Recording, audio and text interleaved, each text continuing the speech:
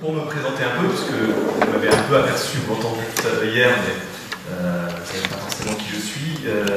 Je suis fils de paysan au départ, mon père était éleveur au vin puis maraîcher. Parce que je ne sais pas si vous savez, mais en diplomatie, quand un pays fait un acte de guerre sur un territoire d'un pays allié, c'est assez mal vu. Donc quand la France a fait exploser un bateau qui s'appelle Rainbow Warrior en Nouvelle-Zélande, en contrepartie, elle a dû diplomatiquement ouvrir le marché français aux moutons néo-zélandais.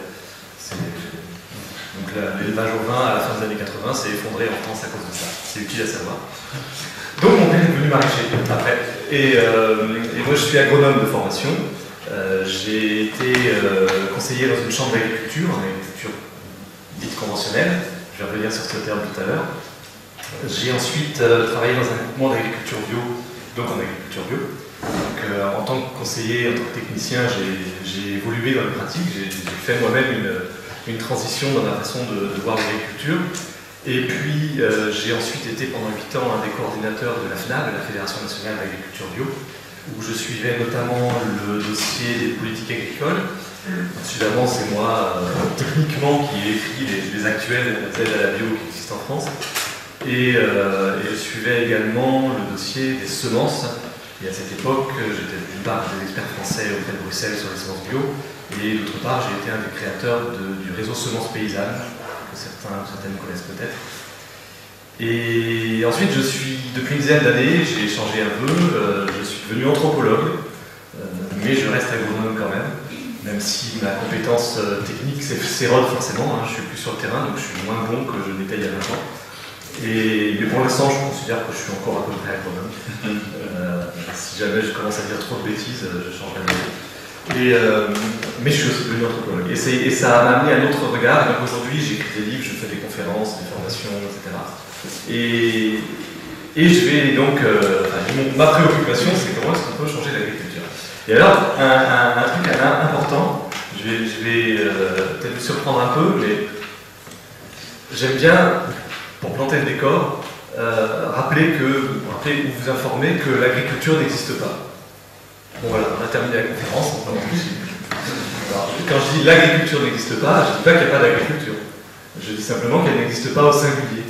Il y a des agricultures. C'est bien pour ça que je dis changeons d'agriculture et pas changeons l'agriculture. Il y a des agricultures, c'est extrêmement important à comprendre. Ah oui, en fait, je vous rassure, tout de suite vous allez voir des diapos blanches comme ça. En fait, je ne mets pas de texte, quasiment pas, sauf quand vraiment il n'y a pas moyen de dire autrement. Je mets que des illustrations de schémas et des photos, donc vous êtes obligé de m'écouter. Et donc, quand il n'y a pas, pour éviter de vous distraire l'attention, quand il n'y a pas d'illustration correspondante, vous aurez une diapo blanche. Et donc, c'est important de comprendre que l'agriculture est apparue dans au moins 15 endroits différents, voire 30. Enfin, c'est aussi entre 15 et 30 parce qu'on ne connaît pas forcément exactement les influences des foyers d'invention les uns sur les autres. Mais on sait qu'il y en a qui se sont influencés et qu'il y en a qui sont complètement indépendants. Là, sur ce schéma, cette carte, vous voyez les gros paquets dans la moitié sud de la planète. C'est vrai, ça regroupe en fait plusieurs zones d'invention d'agriculture différentes. Jusqu'à une dizaine en Océanie, 3 en Afrique, 2 jusqu'à récemment, maintenant on en a trouvé une 3e en Afrique, plusieurs en Amérique du Sud. Et sinon, les 3 petits en haut, A1, V1, C1, c'est là, pour le coup, c'est une seule zone d'invention d'agriculture à chaque fois, et c'est les 3 foyers qui ont été historiquement les plus importants. Et alors c'est très important de comprendre qu'ils n'ont pas été les plus importants parce qu'ils étaient meilleurs, ils ont juste été les plus importants parce qu'ils étaient liés à une grande civilisation, parce qu'ils se sont étendus dans la foulée d'une grande civilisation. En Chine, et puis pour ce qui nous concerne, dans le croissant fertile, c'est à peu près Syrie, Irak actuel, et c'est cette agriculture du croissant fertile du Moyen-Orient, évidemment très liée à l'histoire judéo-chrétienne, qui a gagné l'Europe, et qu'ensuite l'Europe a imposé à l'ensemble du monde. Et c'est ça qui est important de comprendre. C'était un peu en filigrane, d'une certaine manière, de l'intervention de Gilles Dubreuil hier, puisqu'il parlait de cette agriculture-là, en fait.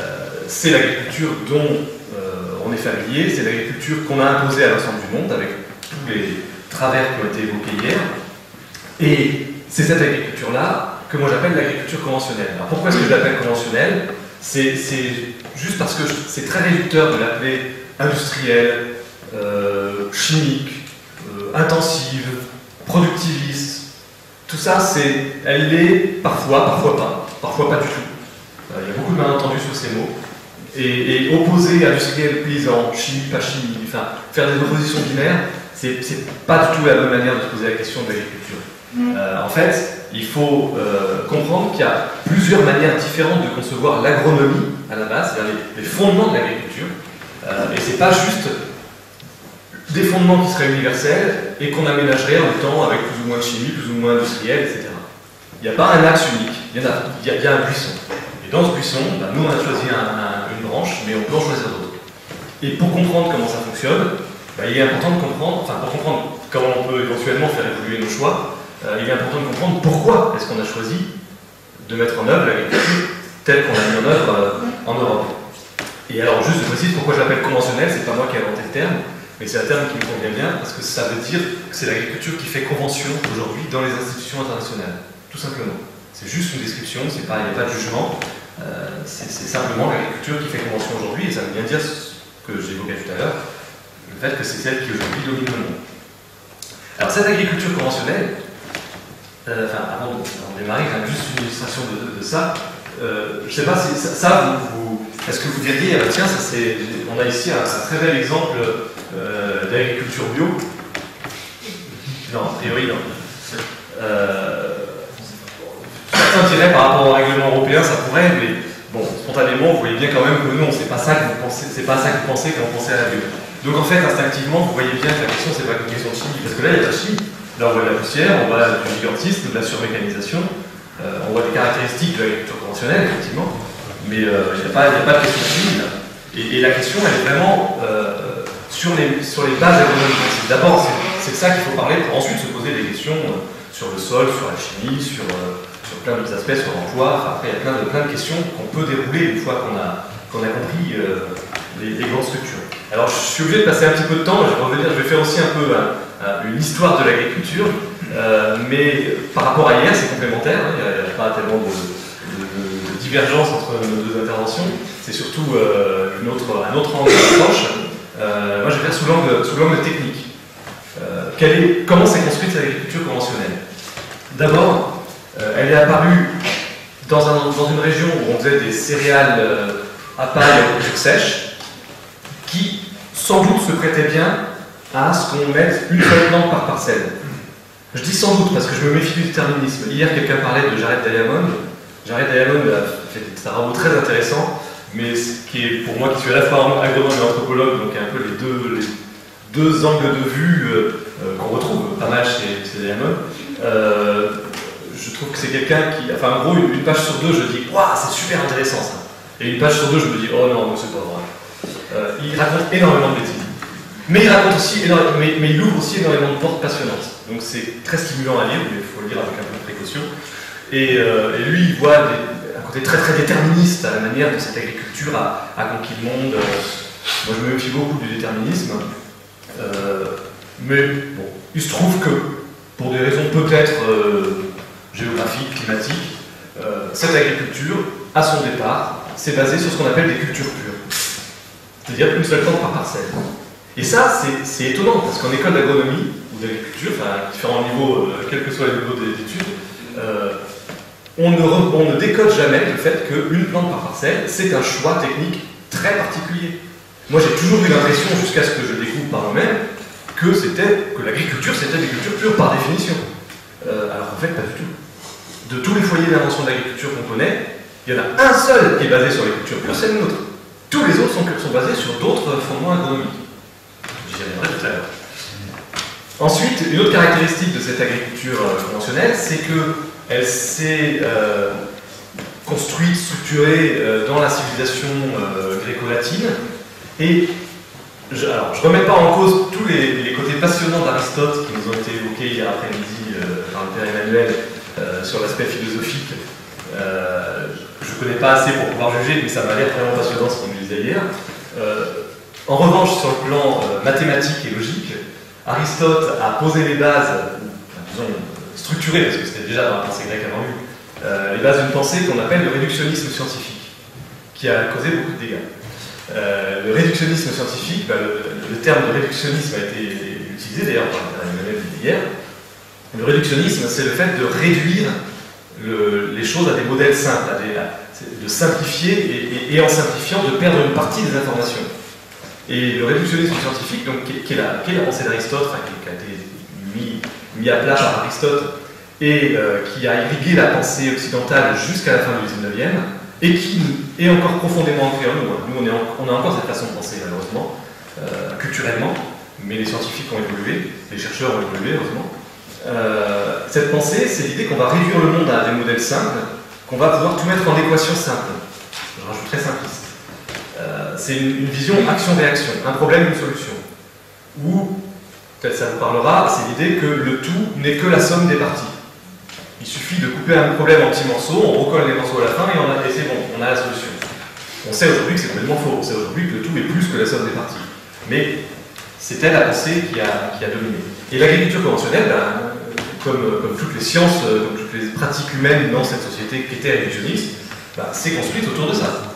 Et en particulier, alors je vais vous donner deux exemples de réductionnisme pour que ça soit parlant, et puis parce que c'est pas anodin, c'est très utile quand on réfléchit sur l'agriculture. Il y en a un, c'est les arbres. Vous êtes dans le monde agricole, donc vous savez que sous les arbres, les rendements sont plus faibles. Donc, approche réductionniste, on va se dire, les rendements sont plus faibles sous les arbres, coupons les arbres. Alors qu'en fait, si on étudie les rendements sur l'ensemble de la parcelle, quand il y a des arbres, comparé aux rendements sur l'ensemble de la parcelle quand il n'y a pas d'arbres, on s'aperçoit que les arbres, en réalité, augmentent globalement les rendements. Mais, effectivement, ponctuellement, en dessous des arbres, ils vont être plus faibles. Et le problème de l'approche réductionniste, c'est qu'on va se dire, donc on coupe les arbres. Alors que c'est pas très mal. Un autre exemple qui est très important pour comprendre l'ensemble des questions qu'on a à se poser, c'est celle de la vie du sol. Enfin, le fonctionnement, le lien sol-plante. Une plante a besoin, pour fabriquer des sucres, pour fabriquer de la cellulose, etc., elle a besoin de carbone, d'hydrogène, d'oxygène, d'azote, de phosphore et de potassium pour le fonctionnement des cellules, c'est très important. De plein d'autres éléments, mais ces six-là plus que les autres. Au XIXe siècle, quand on s'est rendu compte de ça, on s'est dit, eh bien, puisque les plantes ont besoin, alors carbone, hydrogène, oxygène, ça, elles le trouvent directement dans l'air et dans l'eau, tout va bien. Azote, phosphore, potassium, c'est compliqué. Parce que c'est dans les sols, mais c'est pas présent naturellement dans les sols. Vous savez, j'espère que les éléments minéraux dans les sols ne sont pas présents sous forme minérale soluble, normalement. Ils ne sont pas absorbables directement par les plantes. Ils sont fixés au complexe argilo-humique, à l'humus, et ce sont certaines bactéries du sol qui, en se nourrissant en quelque sorte de l'humus, vont libérer au fil de l'eau des éléments minéraux. Ce qui permet ensuite aux plantes de les absorber. C'est un équilibre très complexe qui s'est construit pendant des dizaines de millions d'années. L'équilibre entre les sols et les plantes, c'est quelque chose qui est vraiment qui s'est vraiment ajusté très finement. Et ce qui fait d'ailleurs que les plantes méditerranéennes ne vont pas forcément bien pousser en Bretagne, parce que la minéralisation va être plutôt en milieu méditerranéen qu'en Bretagne, dans l'année, plutôt au printemps, et donc l'absorption des minéraux par les plantes ne va pas se passer de la même manière. Mais qu'est-ce qui se passe quand, quand il fait beau et chaud, le sol va libérer plein d'éléments minéraux, la plante va absorber plein d'éléments minéraux, il y a du soleil, elle fait de la photosynthèse, c'est nickel. S'il fait froid, tout ça se met au ralenti, c'est nickel aussi. Et qu'est-ce qui se passe quand on apporte des éléments minéraux solubles? Parce que ce qu'on s'est dit au XIXe siècle, c'est on va les amener directement, puisque c'est compliqué, on va amener directement des éléments minéraux solubles au sol, et comme ça, les plantes en auront à foison. Mais le problème, c'est que quand ils sont là, les plantes les absorbent de toute façon. Même si elles se mettent au ralenti. Donc s'il se met à faire froid, vous avez amené des engrais minéraux solubles, dits engrais chimiques. Moi je m'en fiche qu'ils soient chimiques. Moi mon problème c'est qu'ils sont minéraux solubles. La plante va les absorber. Même si elle s'est mise au ralenti. Même si le sol s'est mis au ralenti.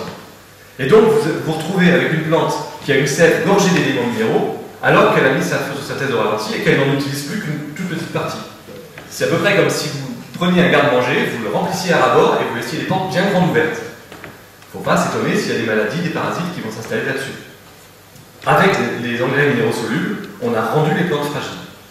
Et le problème, c'est pas tellement comment on soigne les plantes dans des agricultures alternatives, le problème, c'est surtout pourquoi est-ce qu'on s'en met à les rendre fragiles.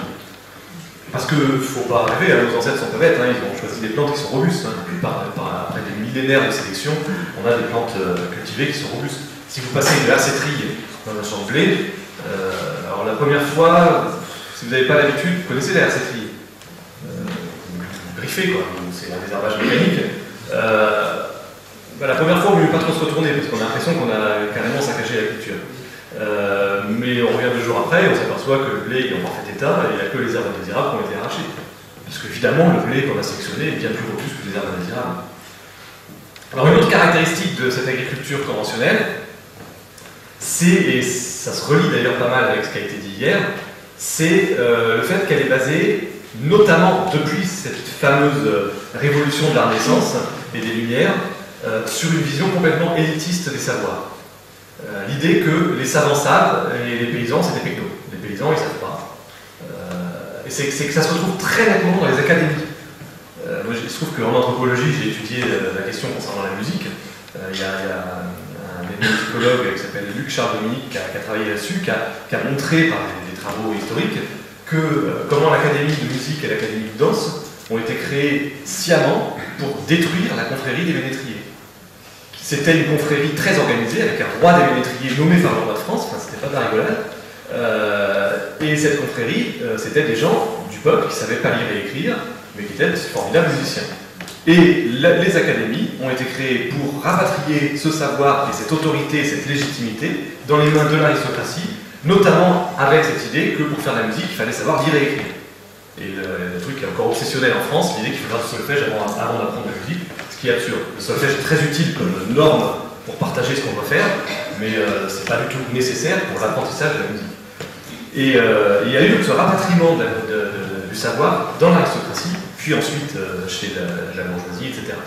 Et ça se retrouve, c'est très très lourd dans l'agriculture, avec d'abord l'apparition de ce qu'on a appelé les physiocrates, puis les agronomes.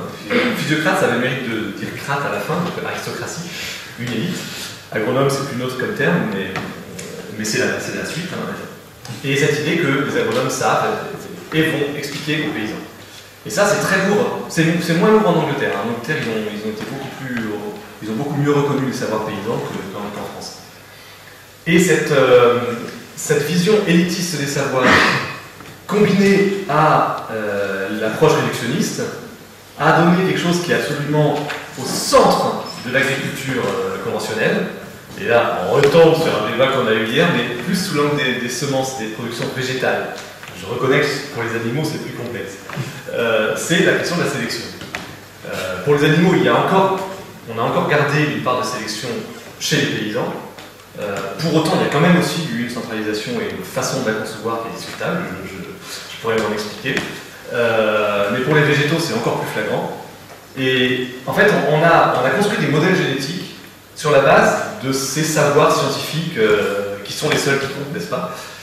Et donc, on a construit des modèles génétiques. Et alors, parenthèse extrêmement intéressante à avoir en tête, on a construit ces modèles génétiques bien avant de connaître la structure endomméliste de l'ADN. Le mot de gène a été inventé au 19e siècle. On ne connaissait pas l'ADN. Donc, un gène, c'est pas juste un fragment d'ADN qu'on va pouvoir déplacer d'une cellule à une autre, etc. Un gène, c'est un ensemble extrêmement complexe d'interactions entre des bases d'ADN et l'environnement cellulaire, et le fonctionnement de l'organisme, et l'environnement autour de l'organisme, etc. Et des interactions entre les fragments d'ADN eux-mêmes à l'intérieur des chromosomes. Enfin, un gène, c'est beaucoup plus compliqué qu'un fragment d'ADN, et donc ceux qui vous racontent qu'en bougeant un bout d'ADN d'une cellule à l'autre, on sait ce qu'on fait, sont juste des menteurs.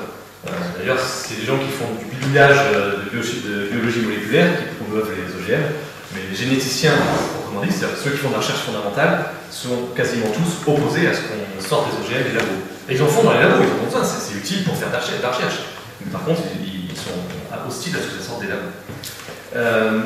Et donc, on a fait des modèles génétiques, bien avant de connaître l'ADN, et ces modèles génétiques, on les a donc sur une construction d'une science réductionniste, on les a appliqués donc, aux animaux quand même aussi, aux végétaux, et on a sélectionné un certain nombre de caractères. Alors pour les animaux, heureusement c'est assez plus complexe que pour les végétaux, donc ça a gardé un peu de richesse. Pour les végétaux, ça a été très simple, hein, c'était le rendement, le rendement. Donc on va prendre à chaque génération les pieds qui ont plus de rendement et la génération suivante, on les replante. En fait, on peut très bien augmenter les rendements en faisant autrement que comme ça. Ça, c'est vraiment une vision réductionniste où on pense qu'à chaque génération, il faut prendre le pied qui a le plus de rendement. La vie est plus complexe que ça. Mais bon, on a fait comme ça. Et ça marche. Ça marche, mais alors là, un autre truc très important à avoir en tête, c'est pas parce qu'une voie marche que c'est la seule. On a une certaine paresse intellectuelle en France, peut-être pas que en France, mais à se dire, bah, puisque ça marche, continuons. Ah oui, mais quand ça marche et que ça a des problèmes, on a peut-être le droit de se demander si on ne pourrait pas faire autrement. Et en fait, parfois il y a 100 solutions différentes qui marchent. On en essaie une, ok, bah, puisqu'elle marche, on continue. Bah, le jour où celle-là arrive dans une impasse, la moindre des choses, c'est de regarder les 99 autres qui marcheraient peut-être tout aussi bien. Donc dire cette sélection elle a marché, bah, oui ok, je veux bien, mais pour moi ça n'a strictement aucune valeur, enfin, ça n'empêche pas qu'on se pose des questions pour faire autrement. C'est pas la seule qui marche. Donc on a augmenté les rendements, ouais, mais avec plein de défauts derrière. Et notamment, cette sélection standardisée à dire d'agronome a eu alors, deux grands défauts. L'un, c'est que pour que ça fonctionne, il faut investir beaucoup, il faut en vendre beaucoup. Donc, il faut organiser un système où les agriculteurs vont être obligés d'en acheter auprès des industriels. Donc, il y a eu une combinaison réglementaire et économique, enfin, et d'initiatives d'entreprises vers la concentration économique, vers l'industrialisation, et ça a conduit à la situation qu'on a aujourd'hui, où on a des mastodontes, des multinationales des semences, qui sont, pas seulement multinationales des semences d'ailleurs, également des pesticides, c'est les mêmes, et qui sont le deuxième plus gros lobby au monde après celui du pétrole. Et puis il y a un autre gros problème, moi, là, sur lequel je suis plus penché en tant qu'agronome, c'est que cette approche où on a construit un modèle et où on a ensuite obligé le vivant à se conformer au modèle, alors on est en plein dans les discussions qu'il y a eu hier, cette approche, eh ben, elle a un petit problème, c'est qu'à un moment donné, ces plantes, ces animaux, il faut les remettre dans des vrais milieux naturels, dans des vrais champs, pour parler des plantes. Et l'ennui, c'est que, vous savez, pour qu'une plante soit inscrite au catalogue européen des semences, achetable par les agriculteurs et pour qu'ils puissent vendre des plantes, il faut montrer que la nouvelle variété, pour pouvoir inscrire une variété, il faut que l'industriel qui l'inscrit montre que cette variété a de meilleurs rendements que les 3, 4 ou 5, ça varie selon les périodes, variétés de cette espèce-là qui ont actuellement les meilleurs rendements. Donc il faut montrer qu'elle a le meilleur rendement que les plus performantes du moment, dans tous les milieux de l'Europe. Alors évidemment, pour que ça marche, on met énormément de pesticides, parce que sinon, il suffit qu'il y ait un champ d'expérimentation qui rate, un champ de test, de validation qui rate, et à ce moment-là, on ne passe pas sous les radars, et donc ça ne marche pas, et donc il ne faut surtout pas que ça rate, donc on met plein de pesticides. Et puis, ça veut dire pousser aussi bien en Finlande qu'en Espagne, dans les milieux de montagne que dans les milieux de plaine, etc. Dans la nature, ça n'existe pas des plantes qui poussent partout comme ça. Alors comment est-ce qu'on fait pour que ça marche? Eh bien, on applique une règle qui est fondamentale en agriculture conventionnelle. J'ai un peu l'impression qu'elle est très utilisée aussi en économie. D'ailleurs, ça aussi, ça recoupe ce qui a été dit hier. C'est quand le modèle et le réel ne sont pas d'accord, c'est forcément le réel qui a tort.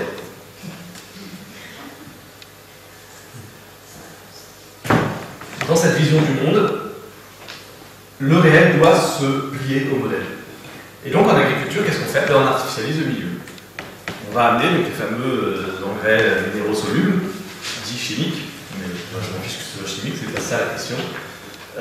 Parce que le lisier, c'est pas chimique et ça pose problème aussi. Le digestat de méthaniseur, ça pose problème aussi. Tout ce qui est fraction minérale apportée au sol pose problème. On va derrière devoir protéger les plantes parce qu'elles sont fragiles, parce qu'elles sont en déséquilibre. Donc on va les protéger par des herbicides, des insecticides, des fongicides. Les animaux ont été énormément fragilisés aussi et doivent être protégés par des antibiotiques, etc. Donc on a une course-poursuite pour conformer ces plantes et ces animaux à un milieu non naturel qu'on a créé autour d'eux. Et donc, en fait, pendant 10 000 ans, on avait adapté les plantes et les animaux au milieu, et aujourd'hui, on adapte les milieux aux plantes et aux animaux, qu'on a sélectionné à dire d'experts sur des modèles théoriques. Et ça, c'est vraiment le pilier aujourd'hui de l'agriculture conventionnelle. Je vous dis, c'est les plus grands semenciers mondiaux sont aussi les plus grands fabricants de pesticides. C'est le deuxième plus gros lobby au monde après le pétrole. Et enfin, une dernière caractéristique de l'agriculture conventionnelle, je suis un peu long là-dessus parce qu'en fait, tout ce que je vous dis là, ça permet de poser des questions. Après, on peut discuter, on peut avoir des solutions, ça vient beaucoup plus vite après la suite du raisonnement. Dernier donc, élément à avoir en tête, c'est un terme que j'ai utilisé rapidement tout à l'heure en disant que c'est pas toujours le cas, mais celui-là c'est quand même assez globalement le cas, c'est le productivisme. Est-ce que vous savez ce que c'est techniquement, dans sa définition officielle, le productivisme? Non. Il ne faut pas avoir peur de vous lancer. Hein. Alors, je vais vous aider. C'est vouloir augmenter la productivité. Bon, d'accord, je ne vous ai pas beaucoup aidé. Voilà. Là, en fait, la productivité, c'est le rendement par travailleur. J'imagine que si personne n'a rien dit, c'est que vous doutiez qu'il y avait un piège. On a beaucoup tendance à utiliser productivité pour dire le rendement par hectare, ce qui n'est pas du tout correct. Le rendement par hectare, c'est intensif. Une culture, il y a beaucoup de rendement ou une production laitière. Voilà, si on veut parler du rendement par hectare, on veut dire que c'est intensif. Après, on peut toujours dire intensif en emploi, intensif en intrants, intensif en pétrole, tout ce qu'on veut, mais intensif tout court, c'est le rendement par hectare. Le rendement par travailleur, c'est productif. Et ça, c'est un terme d'économie générale, hein, c'est pas propre à l'agriculture. Dans le monde entier, le mot productif, ça veut dire rendement par travailleur. La productivité, c'est rendement par travailleur. Et l'agriculture, elle a toujours été productiviste, quasiment partout dans le monde. C'est pas une caractéristique de celle du croissant fertile. Elle a été productiviste pour une raison toute simple, c'est que les cueilleurs, pêcheurs, chasseurs utilisaient très peu de temps à se nourrir. Grosso modo, on a calculé, c'est essentiellement basé sur ce qu'il y a aujourd'hui, qui sont uniquement ceux qui restent dans les endroits les moins fertiles du monde, alors qu'autrefois il y en avait dans les endroits beaucoup plus fertiles, donc c'est plus facile, les lieux plus riches qu'aujourd'hui. Mais en se basant aussi sur l'archéologie, on sait qu'en gros il fallait 3 heures par jour pour se nourrir dans la population de cueilleurs, pêcheurs, chasseurs. J'insiste sur l'ordre, hein, cueilleurs, pêcheurs, chasseurs. La viande venait vraiment en dernier dans l'alimentation, il ne faut pas se leurrer. Oui, ils étaient chasseurs, mais ils mangeaient très peu de viande. En gros, 80% de leurs protéines étaient des protéines animales. Aujourd'hui, nous, 80% de nos protéines, des protéines végétales.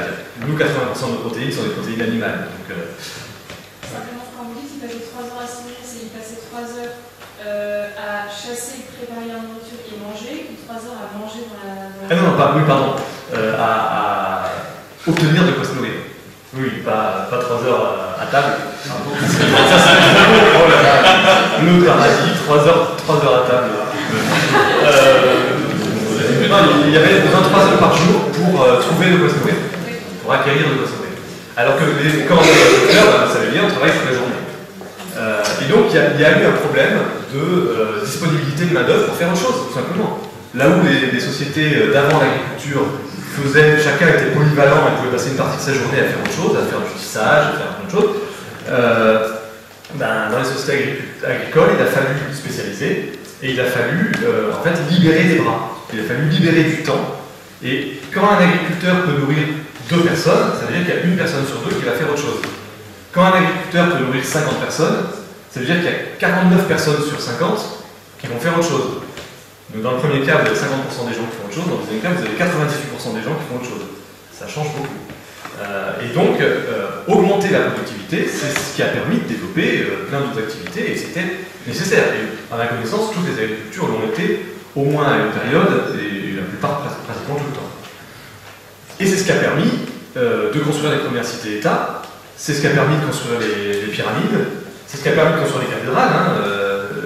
L'époque des cathédrales était une période d'abondance en Europe. Hein. Il n'y a pas eu que des périodes sombres au Moyen-Âge. Il fallait bien nourrir tous ces bâtisseurs. Ça a permis de faire la révolution industrielle, avec tous les défauts qui ont été évoqués hier. Ça a permis de reconstruire l'Europe après la Seconde Guerre mondiale. Pardon, ça a permis en amont aussi de faire beaucoup de guerres. Il ne faut pas oublier que la main-d'œuvre a aussi beaucoup servi à ça. Et ça permet aujourd'hui d'aller pointer à Pôle emploi ou d'aller mourir de faim dans les favelas du Brésil. Parce que c'est ça le problème. C'est ce sur quoi je veux attirer votre attention, c'est que quelque chose qui est bon à une époque n'est pas forcément bon à une autre. C'est pas un gros mot le productivisme. Enfin, ça l'était pas pendant quasiment toute l'histoire de l'agriculture. Ça l'est devenu aujourd'hui. Dans un monde de chômage de masse, augmenter la productivité, ça veut dire envoyer des gens à la misère.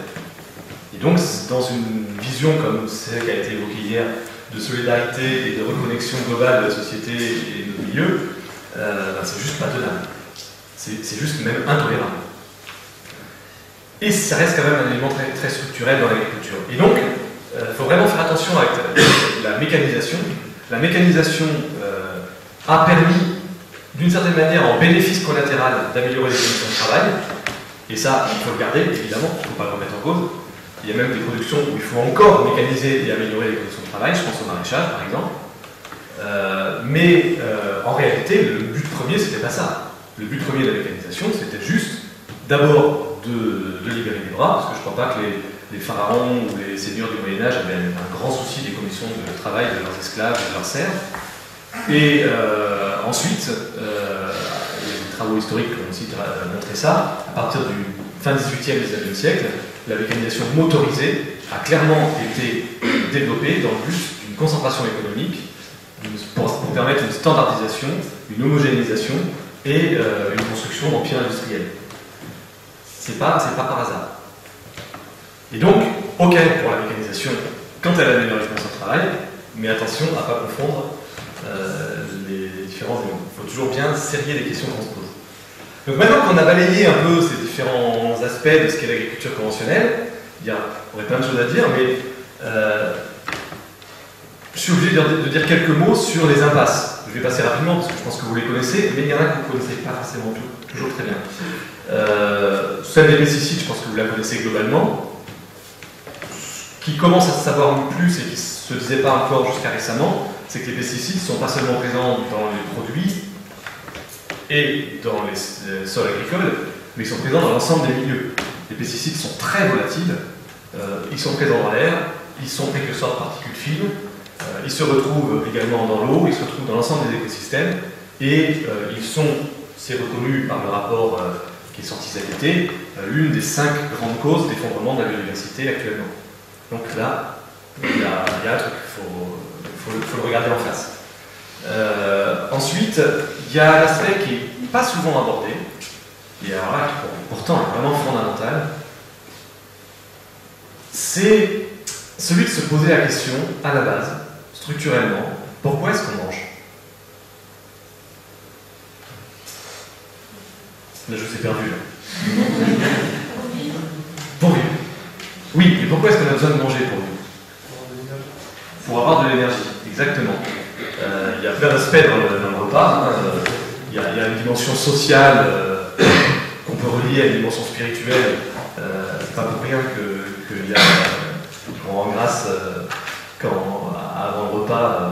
Je précise, en fait, pour que ce soit transparent, personnellement, je suis agnostique. Mais j'ai un long compagnonnage avec le monde chrétien rural. Je suis très intéressé par la spiritualité et les questions que vous posez. Et donc, même si moi-même je n'ai pas la foi, ça ne m'empêche pas de comprendre et de partager un certain nombre de gestes qui sont habituels chez nous. Et je trouve ça très intéressant de rendre grâce avant de manger, parce qu'il y a une dimension spirituelle et sociale dans l'alimentation qu'il ne faut surtout pas oublier. Mais il y a une dimension aussi biologique, c'est d'avoir les éléments minéraux, les briques du vivant, et d'avoir l'énergie. Et ce qui est limitant, ce n'est pas les éléments minéraux. Si on mange de façon équilibrée, les éléments minéraux, on les a très rapidement. Enfin, très rapidement. On les a sans trop de problèmes. À condition, vous savez bien, de manger 5 fruits et légumes par jour, etc. Après, on peut s'empinailler. Est-ce que c'est 3, 5, 7 Mangeons équilibré, mangeons tout, et puis normalement, ça va. L'énergie, c'est vraiment un facteur limitant. C'est pour ça que les rations sont calculées, les rations alimentaires sont calculées en énergie. On parle toujours de kilocalories ou de kilojoules. On devrait parler de kilojoules, mais tout le monde parle encore de kilocalories. Mais dans les deux cas, de toute façon, c'est l'unité d'énergie. Et pourquoi? Parce que nous ne savons pas récupérer l'énergie solaire. C'est ça le problème. Enfin, le problème. L'agriculture et l'alimentation est une réponse à ça. Les plantes trouvent leur énergie dans le soleil. Les champignons et les animaux ne savent pas récupérer l'énergie solaire. Donc les champignons, eux, sont soit parasites soit symbiotique. Il y a une symbiose avec les champignons qui est très importante en agriculture, j'espère que vous la connaissez, c'est la mycorhize. Est-ce que tout le monde connaît la mycorhize? Non. Alors j'en dis quelques mots. La mycorhize, c'est une symbiose, donc une relation gagnant-gagnant, entre les champignons et les plantes, qui se passe au niveau de leur système racinaire. Donc les racines des champignons, on n'appelle pas ça des racines, puisque ce n'est pas des plantes, on appelle ça des mycéliums, et les racines des plantes, le nom savant, c'est des rhizomes. Et donc la conjonction des mycéliums et des rhizomes, ça donne une mycorhize. C'est un réseau en fait, mais vraiment un réseau, enfin, ça peut faire penser à Internet, sauf que c'est beaucoup plus riche que ça encore, où en fait tout est mis en commun, et les mycéliums de champignons permettent de multiplier par 10 la surface d'absorption des racines des plantes, mais en échange, ils récupèrent une partie des sucres synthétisés par les plantes. Et il y a même d'ailleurs certains champignons qui vont aussi se récupérer des bactéries qui vont nourrir autour d'eux pour qu'elles fournissent des éléments en plus, etc. Donc c'est une symbiose qui peut même aller jusqu'à impliquer des bactéries. Et donc, c'est un système vraiment qui est un système extrêmement important pour la fertilité d'une culture. Incidemment, si vous mettez des fongicides massivement dans les parcelles, ben vous allez tuer une grande partie des micro-champignons des sols, parce que je ne parle pas tellement des champignons qu'on cueille, qu'on voit à l'extérieur, c'est beaucoup des micro-champignons des sols qui font ça. Et ben, si vous les tuez à coup de fongicides, ben, vous n'aurez pas de mycorhize. Donc vous baisserez les rendements. Et donc ça peut être des systèmes comme ça, de symbiose, gagnant-gagnant, quoi. Le champignon apporte des éléments minéraux et de l'eau aux plantes, et en échange, il récupère des sucres. Et puis les humains, enfin les animaux, mais en général, on est quand même plus parasite que symbiotique, quand même. Et d'une certaine manière, on pourrait dire qu'une agriculture aboutie devrait viser à être symbiotique, justement, à être beaucoup plus dans le respect mutuel, dans l'échange mutuel, et ça rejoint un petit peu ce qui a été évoqué hier, à partir notamment des exemples de ce que dit Jocelyne Blanchet, et cette question de la relation à l'animal, la relation au vivant de manière plus générale. C'est peut-être ça l'enjeu aujourd'hui, de construire une relation à notre alimentation qui soit plus symbiotique que parasite. Et en tout cas, on a besoin de ça. On a besoin de manger pour vivre. Et l'agriculture vise à optimiser ce transfert d'énergie. Alors pourquoi j'insiste beaucoup là-dessus? Parce qu'il faut se poser la question, le premier rendement sur lequel il faut s'interroger en agriculture, c'est le rendement énergétique. C'est ça la base. Alors, après, dans un système, on peut investir, on peut injecter du pétrole pour augmenter le rendement général du système. Pourquoi pas? On le fait. Il y a des raisons de ne pas le faire, mais si on oublie les problèmes causés par le pétrole, pourquoi pas? Si on prend l'agriculture des États-Unis aujourd'hui, est-ce que vous savez, quand on injecte une unité de pétrole dans le système agricole des États-Unis, combien est-ce qu'on récupère d'unités d'énergie assimilable par l'homme grâce à l'ajout de la photosynthèse et tout ça? Donc pour une unité de pétrole investie, combien est-ce qu'on récupère d'énergie assimilable par l'homme aux États-Unis aujourd'hui en agriculture? Bon, ma question est un peu piège, parce qu'en fait la réponse c'est 0,07. C'est-à-dire qu'en fait, on récupère 15 fois moins. Aujourd'hui, aux États-Unis, ils injectent 15 unités de pétrole pour récupérer une unité d'énergie assimilable par l'homme. Je tire ces chiffres des derniers travaux, des derniers calculs qui ont été faits par Pablo Servini. Il y a quelques années, quand on disait 7, on disait souvent 8 à 10, je disais, oh, c'est peut-être un peu exagéré. Là, en fait, c'est carrément 15. Alors en Europe, on n'en est pas là, mais globalement, en Europe, on a quand même un bilan énergétique négatif. On est à 2 ou 3, on consomme 2 à 3 fois plus d'énergie fossile comme produit d'énergie assimilable par l'homme. C'est-à-dire que c'est absolument pas viable, ça nourrira absolument pas l'humanité à long terme, c'est pas possible. C'est même moins performant que la chasse et la cueillette. C'est juste aberrant. Alors vous allez me dire, mais pourtant ça marche. Ah oui, ça marche parce qu'on a le pétrole. Tant qu'on injecte le pétrole, ah oui, on peut se permettre de faire ça. Tant qu'on mange le capital, on peut continuer à dilapider. Sauf qu'un jour, il n'est plus là. Et ce jour-là, tout s'effondre. Je suis relativement d'accord avec l'idée que l'effondrement il a peut-être déjà eu lieu, il est déjà largement avancé, mais en ce qui concerne l'agriculture, c'est vrai que quand on n'aura plus de pétrole, ben, on va avoir mauvaise surprise. Et alors ensuite, il y a un autre problème de cette agriculture conventionnelle, c'est l'impact sur le climat. Je vais essayer d'aller rapidement là-dessus, mais c'est important d'avoir ça en tête, parce que c'est des questions qu'on a tous à se poser quand on choisit les modes d'agriculture, les techniques qu'on va mettre en œuvre. Est-ce que vous savez quel est le principal contributeur de l'agriculture à l'échelle planétaire à l'augmentation anthropique de l'effet de serre? Alors je précise, augmentation anthropique de l'effet de serre. Vous comprenez les termes? C'est-à-dire que le problème, c'est pas l'effet de serre. Il y a un effet de serre sur Terre, c'est ce qui permet qu'il fasse une température tempérée ici. Hein. Sinon, il ferait moins 30. Hein. Mais le problème, c'est que cet effet de serre est déséquilibré et en train d'augmenter à une vitesse jamais vue dans l'histoire de la planète. Parce qu'il y a déjà eu des périodes où la température a augmenté beaucoup, mais ça s'échelonnait sur des milliers ou des millions d'années. Là, c'est en train de se passer en quelques décennies. C'est du jamais vu. C'est comme pour l'effondrement de la biodiversité. C'est le rythme. À notre échelle, on parle que ça va si vite que ça, mais à l'échelle géologique, c'est un rythme jamais vu. Et cette augmentation, elle est due à l'activité humaine. Donc on parle d'augmentation anthropique de l'effet de serre. Donc quelle est la principale contribution de l'homme à l'augmentation de l'effet de serre par l'agriculture sur la planète? Le labour. Indirectement, on pourrait dire, mais c'est pas tellement le labour en tant que tel. Alors non, c'est pas l'élevage.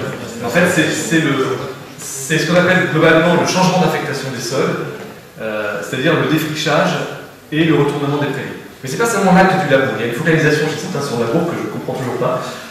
Je suis d'accord sur le fait qu'il faut labourer le moins possible, mais attention à ne pas en faire l'alpha et l'oméga de l'explication de l'agriculture, parce que là c'est vraiment très abusif.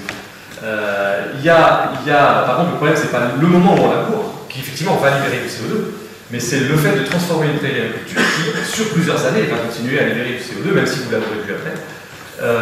Le fait de défricher une forêt, même si vous ne labourez pas, vous allez libérer du CO2. C'est le problème de changement d'affectation des sols.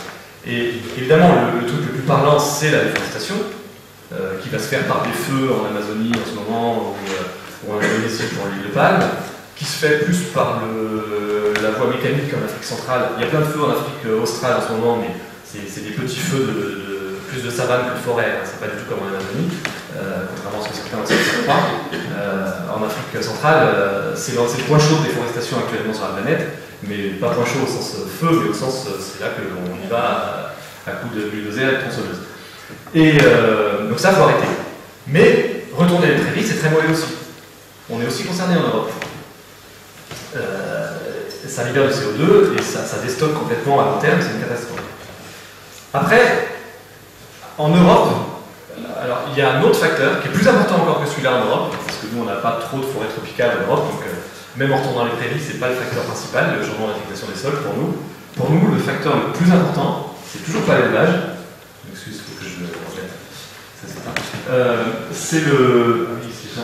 Vous aviez les photos précédentes ou non? Depuis tout à l'heure, elle revient. Parce que tout à l'heure, j'avais déjà fait une petite manip, mais là, c'est normal, il n'y en a pas. C'était juste, je voulais éviter que mon ordi s'éteigne. En Europe, le facteur le plus important, c'est l'azote minéral. C'est rarement dit, mais il n'y a aucun doute là-dessus. La principale contribution de l'agriculture européenne à l'augmentation anthropique de l'effet de serre, c'est l'azote de synthèse. À la fois parce que la fabrication des engrais azotés est très consommateur d'énergie. Il faut en gros 1 litre de pétrole pour faire 1 kg d'azote. Mais surtout par l'évolution de l'azote minéral au champ, qui n'est pas du tout la même que l'évolution d'un compost. Et ça dégage du protoxyde d'azote, N2O, qui est le gaz à effet de serre le plus puissant, 300 fois plus puissant que le CO2. Et en fait, quand on met 100 kg d'azote sur 1 hectare, ce qui reste raisonnable dans le système, je sais qu'il y en a qui mettent bien plus que ça, quand on met 100 kg d'azote sur 1 hectare, on contribue autant à l'effet de serre qu'une voiture moyenne qui parcourt 10 000 km. 10 000 km en voiture pour 1 hectare avec 100 kg d'azote. Et en fait, en Europe, c'est la principale contribution agricole. Et après, il y a l'élevage. Alors l'élevage, il faut quand même que j'en dise quelques mots parce que... Là, on parle de l'augmentation anthropique de l'effet de serre due à l'agriculture. Oui. Ça m'intéresse de savoir quelle est la place de l'agriculture par rapport aux autres domaines sur l'augmentation de l'effet de serre. Oui, c'est important. J'allais l'évoquer après, mais j'aurais pu le dire au départ, effectivement. L'agriculture, c'est plus de 30%. C'est à peu près un tiers. C'est à peu près un tiers de l'augmentation anthropique de l'effet de serre actuellement. Il y a eu une discussion là-dessus à une époque. La FAO, donc l'Organisation des Nations Unies pour l'alimentation et l'agriculture, diffusait la donnée disait que c'était 18%. Ça fait longtemps qu'on était un certain nombre à dire 18%, c'est pas crédible. Il y a un truc qui va pas, c'est quoi la compilation des données qu'on avait. dernier rapport du GIEC cet été a dit clairement, il n'y a plus de controverse là-dessus, c'est à peu près 25% pour les émissions directes de l'agriculture, entre 20 et 25% pour les émissions directes de l'agriculture, et plus de 30% pour l'ensemble en fait, des filières agroalimentaires. 30% pour l'ensemble des filières. Ouais, 30% pour l'ensemble de... En plus du premier étape de l'agriculture. Non, au total. Si on ajoute les transports, les filières, on arrive à plus de 30% pour l'ensemble de l'activité agricole. C'est 30% de la fourche à la fourchette. Ouais, bah c'est quand même bien. C'est un tiers de l'effet de serre planétaire, c'est dû à l'agriculture. Autant l'agriculture. Et l'agriculture, du coup, c'est combien? L'agriculture stricte, la production stricte, c'est entre 20 et 25. Et donc, c'est-à-dire qu'il peut entre 5 et 10% pour l'agroalimentaire? 10% à peu près, ouais. À peu près 10% pour la partie transport des denrées. Ah oui, non, mais c'est contre-intuitif, mais le transport, le CO2 émis par transport n'est pas le principal poste. C'est pas possible. Bah, c'est comme ça, moi c'est l'inverse. Ah non, mais c'est comme ça, c'est logique, moi je peux pas. Et dans cet aspect agroalimentaire, y a-t-il toutes le commerce international qui est pris en compte? Oui, ça intègre ces années. Non, mais ça rejoint. N'oubliez pas un élément qui a été rappelé hier par Gilles Dubreuil. 75% de l'alimentation sur Terre n'est pas concernée par les échanges internationaux. 75% de l'alimentation, c'est la production paysanne et familiale de proximité. L'agriculture telle que nous on la connaît en Europe ou en Amérique du Nord, ça n'est qu'une minorité de l'agriculture du monde. Donc il ne faut pas exagérer. En France, c'est certainement plus que ça en proportion. Mais à l'échelle planétaire, c'est ça. Alors, je vais continuer mon déroulé, parce que sinon, mais on pourra revenir dessus si vous voulez tout à l'heure.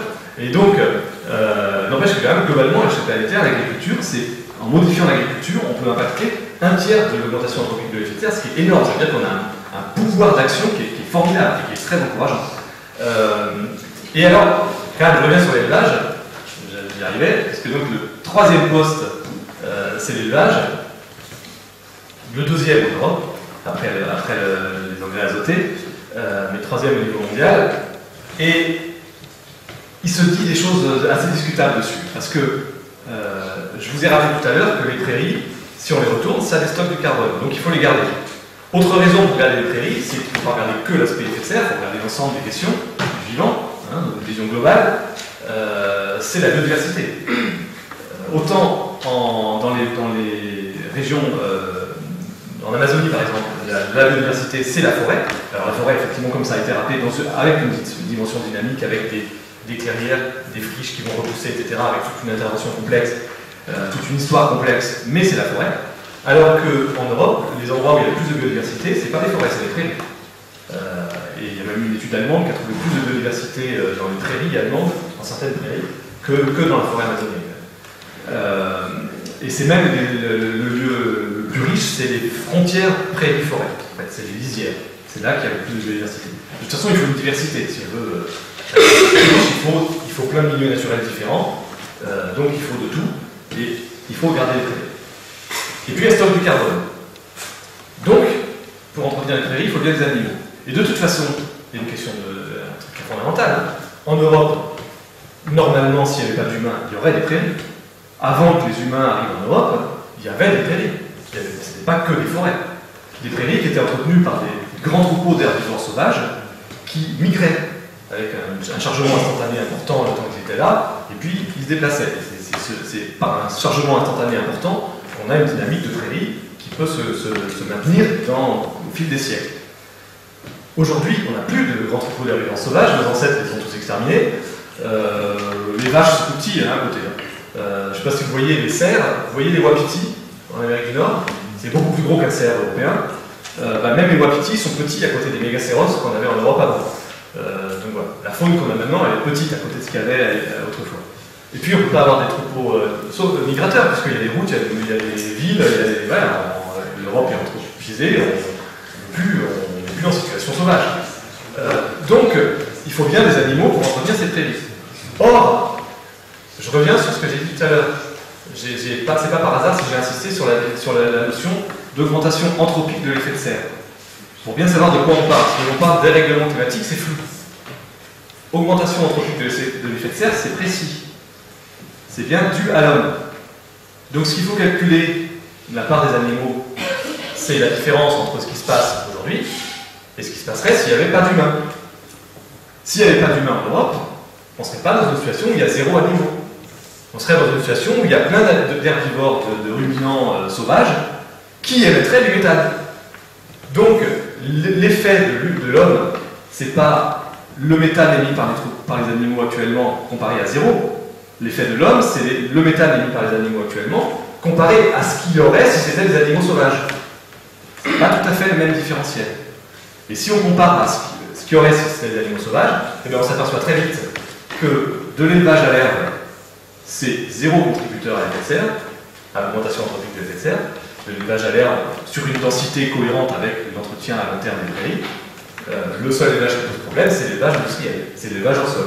Alors, j'inclus là-dedans, je suis désolé si certains d'entre vous sont concernés, mais l'élevage que j'ai chez moi en Bretagne, l'élevage laitier d'Ille-et-Vilaine, le premier département laitier de France, quand vous avez des vaches qui sont nourries au maïs et au soja qui vient du Brésil, je suis désolé, mais les hectares qui sont au Brésil, il faut les compter. Si on ne les compte pas, c'est une approche coloniale, on reproduit le modèle colonial évoqué hier. Ces hectares-là, ils ne sont pas déterritorialisés, ils sont liés à une entité, à un territoire au Brésil, et ils ne sont pas européens, ils ne sont pas bretons.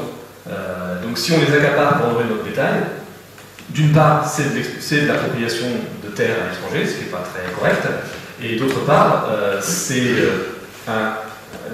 des entrées de matières, notamment azotées, qui sont complètement déconnectées de la réalité du territoire.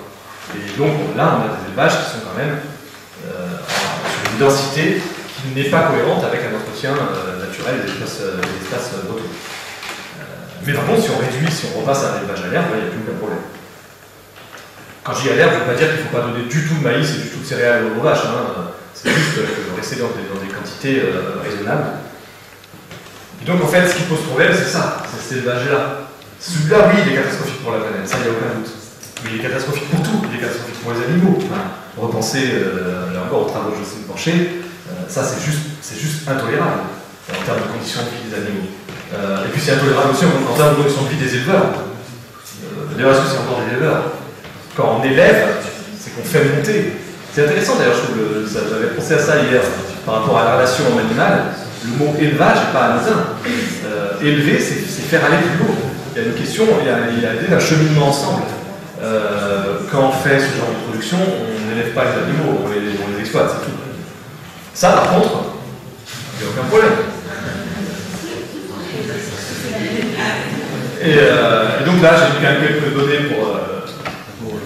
pour que vous puissiez noter s'il y a besoin, parce que ça aide d'avoir quelques chiffres écrits quand même, qui résument un peu tout ça. Et j'en arrive à ce qui est intéressant, c'est que finalement, qu'est-ce qu'on peut tirer de tout ça? En fait, la raison pour laquelle j'insistais au début sur le fait qu'il n'y a pas une agriculture, mais des agricultures, c'est que par rapport à ces problèmes que soulève l'agriculture aujourd'hui, on a en fait plein de solutions. On a plein de solutions qui ne sont pas transposables telles quelles, parce que comme ça a été dit hier, et comme je viens de le rappeler à propos du Brésil, une agriculture est liée à un territoire. Des techniques ne sont pas transposables telles quelles d'un territoire à un autre. D'ailleurs, j'aime bien écrire agriculture avec un trait d'union. Agriculture.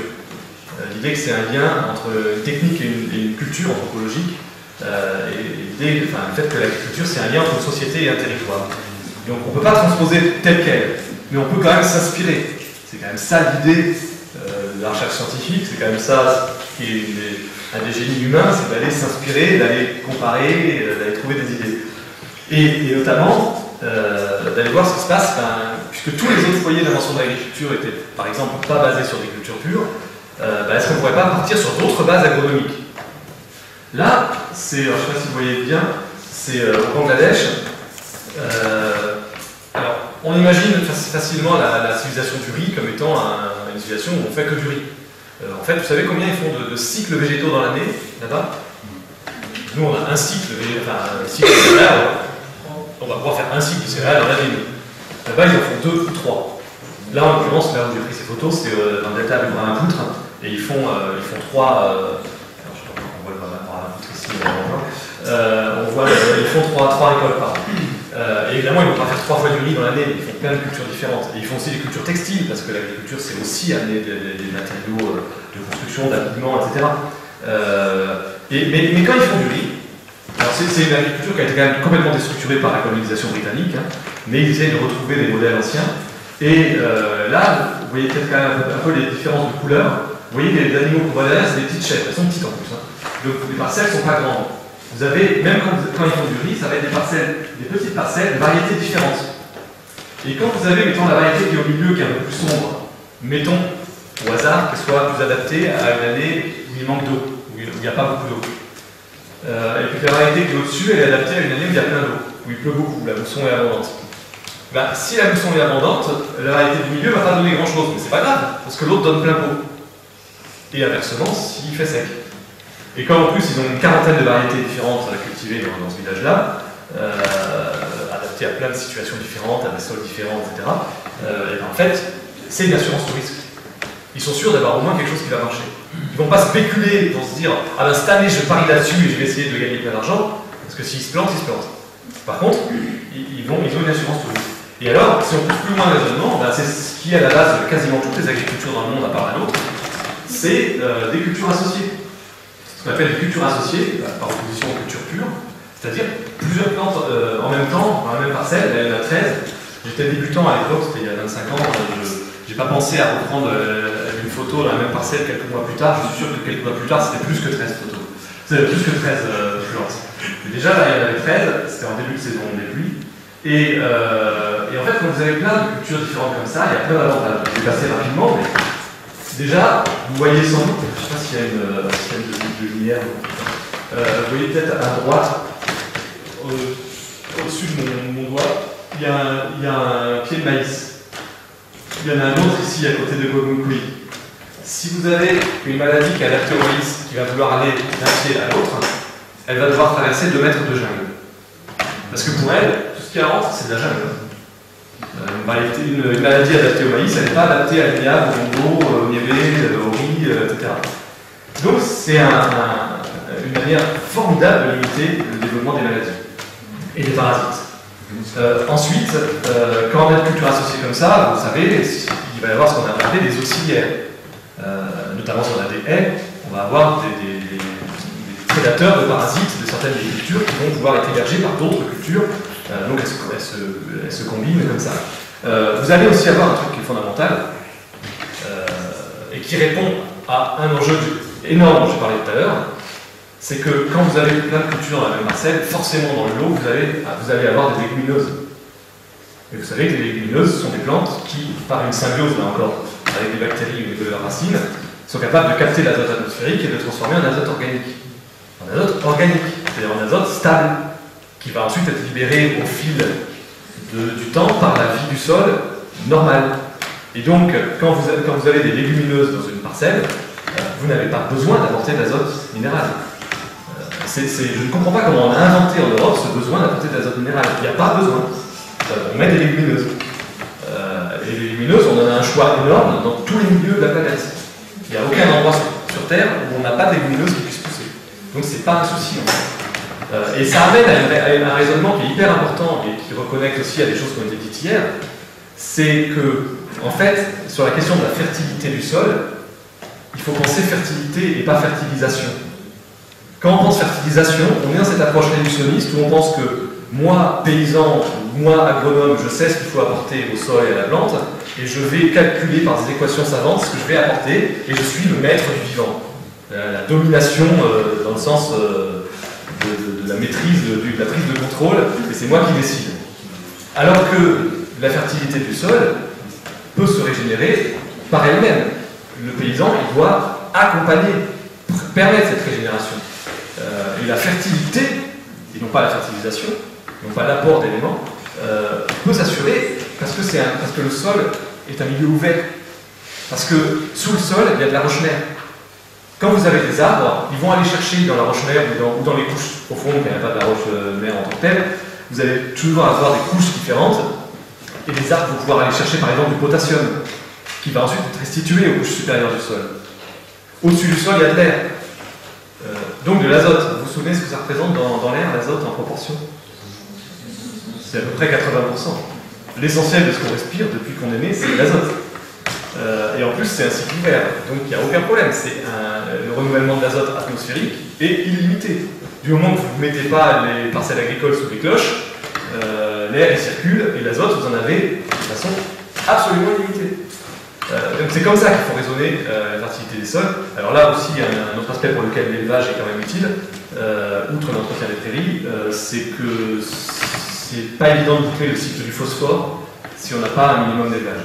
Je vous dirais en conventionnel c'est pas mieux, hein, puisque dans pas longtemps on n'aura plus de phosphore minéral, et c'est la seule forme qui existe. Donc phosphore minerai, quoi. Le phosphore on peut pas le synthétiser. Et les mines de phosphore sont on approche du pic de phosphore. Donc de toute façon bientôt il faudra trouver d'autres solutions. Donc heureusement qu'il y a des agricultures qui prennent de l'avance, parce que si on se contente uniquement de prendre le phosphore minéral, on n'ira pas loin. Oui. Et vous dites qu'actuellement on oublie la fonction d'une légumineuse sur les parcelles.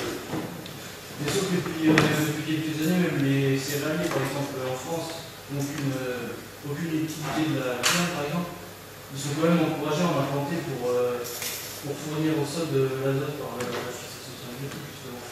Ah oui, mais ça avance, mais j'ai pas dit que tout ce que je disais là, c'était ce que personne faisait. Hein. C'est juste que c'est la manière dont il faut se poser les questions. Et heureusement, il y a plein d'agriculteurs qui avancent dans ce sens-là. Hein. Simplement, il faut vraiment pousser ça. Parce qu'évidemment, le modèle conventionnel que je vous ai présenté tout à l'heure, c'est l'archétype du modèle conventionnel. Personne n'est exactement identique à ce que j'ai décrit tout à l'heure.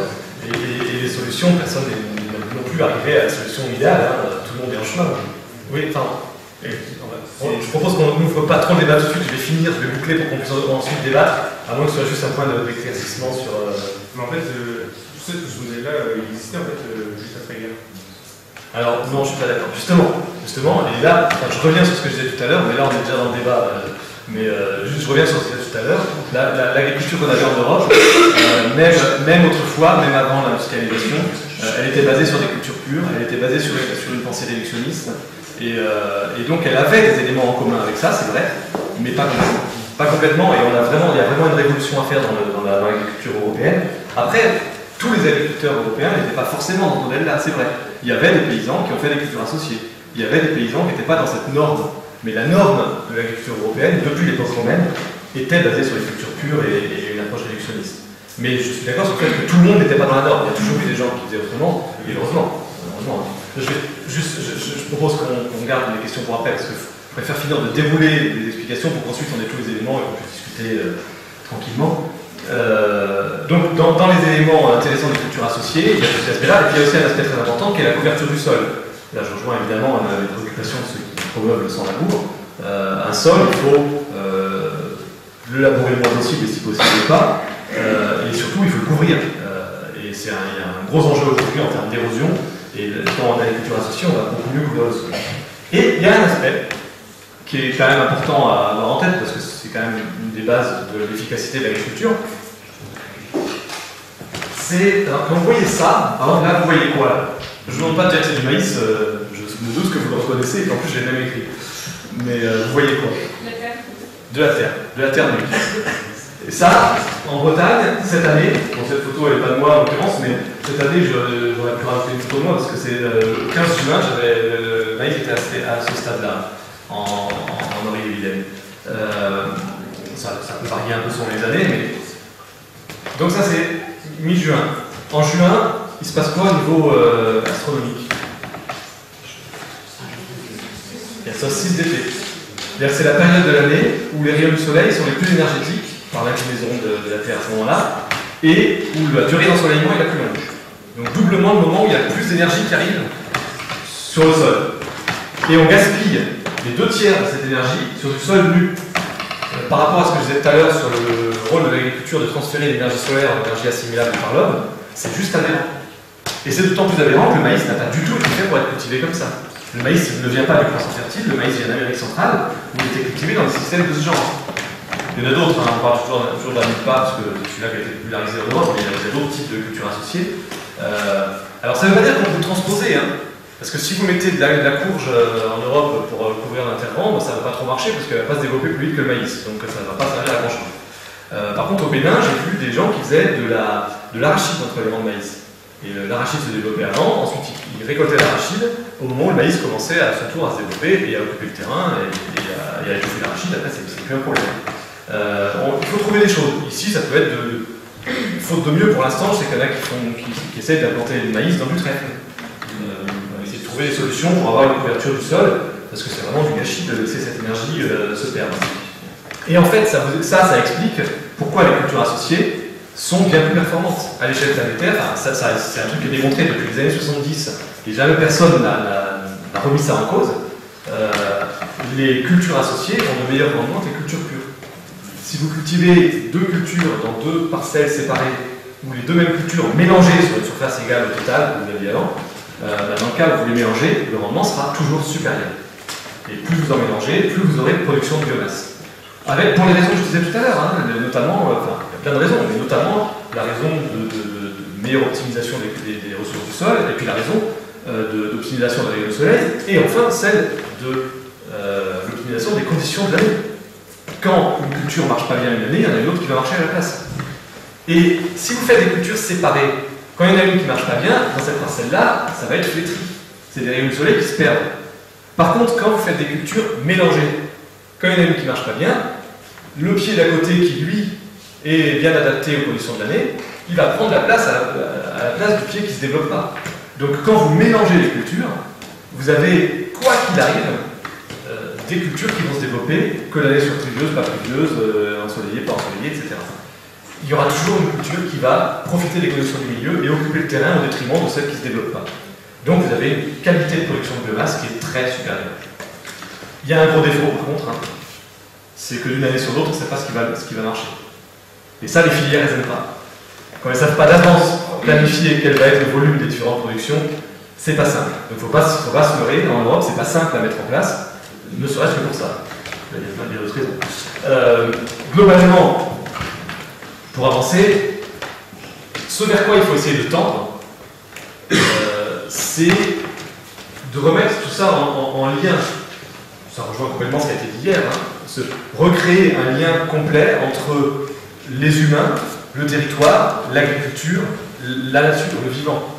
Et en fait, c'est faire ce que certains ont appelé un organisme agricole, qui va impliquer la société humaine. Il ne faut pas oublier les humains, c'est pas qu'une question de vivant et d'agriculture, c'est pas une question seulement d'écosystème et d'agriculture, c'est aussi une question d'humain, avec des savoirs, avec la force de travail, avec des besoins, avec des envies subjectives, tout ce qui fait une société.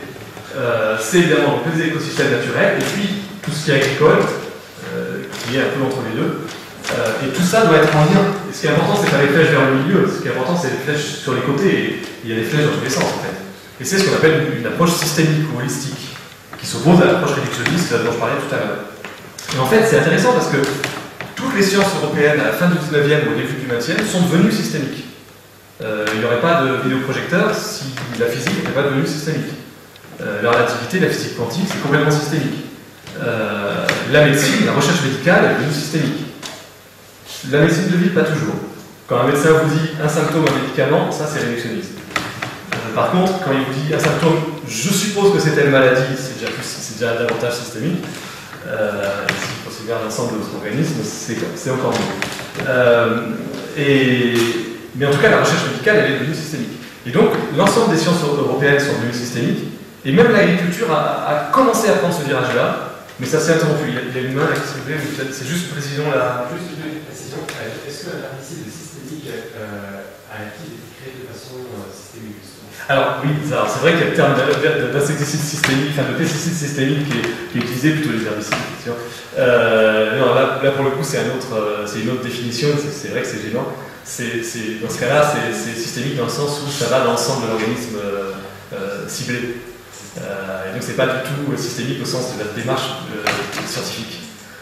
C'est vrai que c'est bien de le préciser parce que ça peut créer une confusion. D'ailleurs, peut-être pour ça, il vaudrait mieux dire holistique que systémique dans le cas de l'approche dont je parle. Et cette approche holistique, alors je vais dire, pour éviter la confusion, elle a été essayée en agriculture. Il y a eu, dans les a des vins, un certain Steiner, dont vous avez sûrement entendu parler, qui est souvent cité comme fondateur de la bio, qui a émis un certain nombre de réflexions. Bon, il a rien mangé dans ce qu'il a dit, mais il a en tout cas ouvert des champs. Et ensuite, pour moi d'un point de vue agronomique, je trouve plus intéressant Pfeiffer, qui a assisté aux conférences de Steiner, qui les a prises en note et qui les a publiées d'ailleurs après la mort de Steiner en 1929. Et surtout, Pfeiffer, il a expérimenté. Il n'a pas juste réfléchi, il a expérimenté sur une ferme pendant 10 ans. Et il a publié en 1938 un livre qui s'appelle Fécondité de la Terre. Et Fécondité de la Terre, c'est le livre fondateur de l'agriculture biodynamique et de l'agriculture biologique. Incidemment, Pfeiffer était allemand, il n'était pas du tout dans la ligne du régime de l'époque, et donc en 1938, il a dû interrompre ses expérimentations pour s'enfuir aux États-Unis. Donc il n'a pas continué malheureusement. Et à la même époque, il y avait un Britannique qui s'appelait Sir Albert Howard, qui travaillait en Inde, qui a travaillé 30 ans en Inde, qui était chef agronome en Inde. Ne me demandez pas ce que ça voulait dire être chef agronome au début du XXe siècle en Inde, mais c'est le titre qui lui est donné. Il était à la fois botaniste et agronome occidental et confronté au savoir traditionnel indien. Et la synthèse de ces deux types de savoir l'a amené à inventer un truc que vous connaissez tous qui s'appelle le compostage. Parce que figurez-vous que le compostage a été inventé par Sir Albert Howard. Il y avait un compostage traditionnel qui se faisait en Inde, mais qui était un compostage pas très bien maîtrisé. L'idée était là, l'idée vient des paysans indiens. Il y avait en Europe ce qu'on faisait du fumier vieux, c'est-à-dire qu'on laissait vieillir le fumier, mais de façon anaérobique. Et c'est Howard qui a compris l'importance de la fermentation aérobique, de l'équilibre carbone-azote, de l'équilibre en humidité, etc. C'est lui qui a mis ça au point et qui a inventé le compostage, au sens moderne du terme. Mais par ailleurs, il a aussi inventé le mouvement bio, enfin créé le mouvement bio anglais, le mouvement bio britannique, qui s'est appelé Organic Agriculture. Très probablement organique, faisant plus référence à l'organisme agricole dont je vous parlais tout à l'heure, qu'à l'aspect biologique. Et malheureusement, on a traduit ça en français par agriculture biologique, ce qui veut à peu près rien dire, mais on aurait mieux fait de dire agriculture organique. Et aussi bien Pfeiffer qu'Howard définissaient leur démarche par l'organisme agricole. Ils n'ont jamais dit, ils n'ont pas dit en premier, on veut une agriculture sans chimie. C'est pas ça leur définition. Les deux inventeurs de la bio, ils n'ont pas dit on veut une agriculture sans chimie. Ils ont dit on veut une agriculture qui remette en lien, une agriculture holistique qui remette en lien l'ensemble de ces éléments et qui constitue un organisme agricole. Ils ont utilisé tous les deux le terme d'organisme agricole. Et dans cette démarche-là, la suppression de la chimie n'est qu'un moyen. C'est extrêmement important à comprendre. On a tendance à confondre le but et le moyen. Ça n'est qu'un moyen, la suppression de la chimie. Pour garder les mycorhizes, pour ne pas détruire les équilibres avec les auxiliaires, pour ne pas détruire l'équilibre sol-plante, etc. Et cette révolution systémique qui a eu lieu dans toute la science a failli avoir lieu en agriculture, mais manque de bol, elle a avorté. Ça n'a pas trop pris, c'est resté un truc marginal. Mais c'est aussi ce que certains appellent l'agroécologie. Nature et Progrès, qui est d'ailleurs un des mouvements fondateurs de la bio en France, parle beaucoup d'agroécologie maintenant, ou d'agroécologie paysanne. Pierre Rabelais aussi. C'est de ça aussi qu'il parle quand il parle d'agroécologie. C'est pas juste aménager un peu l'agriculture conventionnelle. C'est vraiment une autre vision du monde où le vivant est un allié et pas un adversaire, et où on va se remettre en lien global à tous les niveaux. Et là, je ne peux que reprendre ce qui a été dit hier. Ça a été très bien dit. Et donc, ça je vais passer rapidement. Juste, si vous voulez, tout à l'heure, je pourrais vous montrer, j'ai des éléments sur le fait que ça marche très bien à l'échelle mondiale. Là, je passe rapidement pour ne pas être trop long. Mais aujourd'hui, la question ne se pose pas de savoir si cette démarche fonctionne ou pas. Aujourd'hui, ça a été démontré, il n'y a aucune controverse dans les études internationales sur le fait que cette démarche, elle peut nourrir sans problème l'humanité, à très grande échelle. Enfin, il n'y a pas de problème d'alimentation de l'humanité avec cette démarche-là. Le problème qui se pose aujourd'hui, c'est plutôt comment est-ce qu'on évolue vers cette démarche-là. Et c'est le cœur de la question, et c'est ce dont on va pouvoir discuter, parce que on parle d'un système contraint. C'est-à-dire qu'aujourd'hui, la rentabilité de l'agriculture conventionnelle a été construite par des politiques agricoles, a été construite par des intérêts industriels, a été construite par toute une histoire et une vision du monde derrière, qui est extrêmement pesante. Et les agriculteurs font avec. C'est-à-dire que, évidemment, un agriculteur, il doit assurer la viabilité de sa ferme. Quelqu'un qui fait de la monoculture de maïs dans les Landes, dans le sud des Landes, je ne prends pas cet exemple au hasard, j'en ai discuté avec des maïsiculteurs du sud des Landes, qui étaient d'accord avec moi, donc c'est quand même formidable. Les gens qui sont en monoculture de maïs, ils reconnaissent quand on discute que, bien sûr, techniquement, c'est pas bien. Enfin, techniquement, c'est aberrant. Faire du maïs tous les ans sans rotation, sans diversité des cultures, c'est juste une aberration technique. Mais ils sont pris dans un système où leur rentabilité tient là-dessus. S'ils remplacent le maïs par d'autres cultures, ils gagnent moins d'argent. Donc c'est juste pas possible. Et donc la question qu'on doit se poser, c'est comment est-ce qu'on permet à ce que faire d'autres cultures devienne rentable. Les vignes, pourquoi est-ce qu'on est obligé de traiter toutes les vignes, y compris en bio? Parce qu'on est aujourd'hui dans des systèmes où on a de la monoculture régionale de vignes, sur des centaines de kilomètres en continu. Donc quand vous avez une maladie qui arrive à un bout, ben, c'est un boulevard. C'est pas la jungle que je montrais tout à l'heure, c'est un boulevard. Donc évidemment, c'est ingérable. Qu'on soit en bio ou pas en bio. La question, c'est comment est-ce qu'on recrée des mosaïques de culture, comme ça a existé par ailleurs, autrefois, parce que là pour le coup c'est vrai qu'en vigne, c'était un système beaucoup plus diversifié que ce que c'est devenu. Mais créer des mosaïques de culture, là encore, ça veut dire, si vous dites à un viticulteur arracher un tiers de nos vignes, il va vous rigoler. C'est gentil, mais à ce moment-là, je mets la clé sous la porte. Donc c'est collectivement qu'il faut trouver des solutions pour que ça soit viable. Et donc, ce sur quoi je veux terminer, c'est que tout ce que je vous présente là, c'est une façon de se poser des questions. Ce que j'espère vous avoir donné, c'est se dire, ben, d'abord, il ne faut pas être bloqué dans des idées reçues. Le productivisme, qui est un gros mot aujourd'hui, c'était pas un gros mot hier. Les choses sont plus complexes que ce qu'on pense souvent. Donc, il faut toujours se demander, au fait, pourquoi est-ce qu'on fait? Est-ce qu'il y a une cohérence? Est-ce qu'il y avait une raison avant? Est-ce qu'elle est toujours là aujourd'hui? Et puis se dire, bon, ben, il y a des défauts. Est-ce qu'on peut s'y attaquer? À quelle échéance? Comment est-ce qu'on peut évoluer? Et il y a un truc qui est certain, pour moi c'est extrêmement clair, c'est que ce changement de base de l'agronomie ne peut pas se faire juste en disant aux agriculteurs débrouillez-vous. Moi j'ai une énorme admiration pour ceux qui se sont débrouillés. Ceux qui se sont débrouillés pour développer de l'agriculture paysanne, de l'agriculture bio, de l'agriculture de conservation, de l'agroforesterie, de l'élevage à l'herbe en Bretagne, etc. Il y a tous ceux qui avancent vers cette autre démarche. J'ai une énorme admiration pour eux parce qu'ils se sont battus dans un système qui est absolument contre cette évolution. Donc ils ont vraiment du mérite. Et heureusement qu'ils ont été là, parce qu'ils ont ouvert le chemin, ils ont montré qu'on pouvait faire autrement. Mais aujourd'hui, si on veut changer d'échelle, si on veut que l'ensemble des agriculteurs puissent évoluer, faut juste que les hommes politiques et les citoyens se retroussent les manches. C'est-à-dire qu'aujourd'hui, c'est le cadre qu'il faut changer. Et pour moi, c'est vraiment le point fondamental. Et pour la petite histoire, je me demande si ça commence pas à faire son chemin.